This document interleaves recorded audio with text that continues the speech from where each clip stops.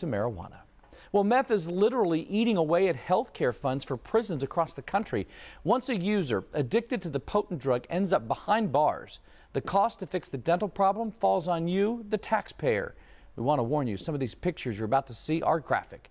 ABC News 4's Nikki Gaskins explores the addiction and what it does to the body in tonight's story, Meth Mouth. It's not a pretty sight, but these images show just how meth can turn a person's mouth into, well, mush. Their soft tissue in the mouths and nose start deteriorating. Their skin starts becoming thinner. Cops nationwide rank meth as the #1 drug they battle on a regular basis, and as one Lieutenant Patrick Morris with the Charleston County Sheriff's Office is all too familiar with. 5 years ago, we were actually running a meth lab or 2 a week. This year, Morris and his fellow officers have busted about 10 meth labs.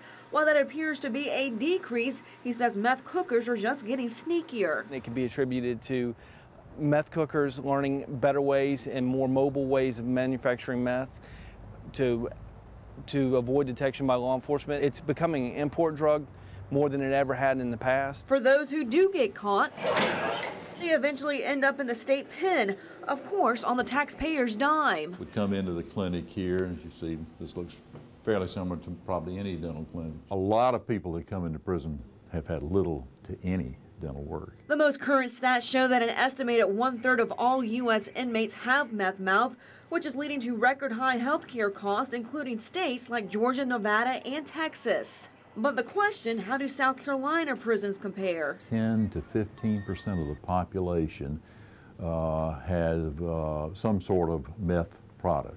About $3 million of taxpayer money goes toward inmate dental work, and it's a figure that continues to grow as the prison population gets larger. Of that number, prison spokesperson Clark Newsom says about $300,000 has gone toward fixing inmates with meth mouth, and says that's a small amount compared to prisons in other states where the number has reached the millions. We don't do any cosmetic work here. A lot of people have pain from it in dental disease. But for many who crave that high meth brings, Lieutenant Morris says for users, the side effects are a price they're willing to pay.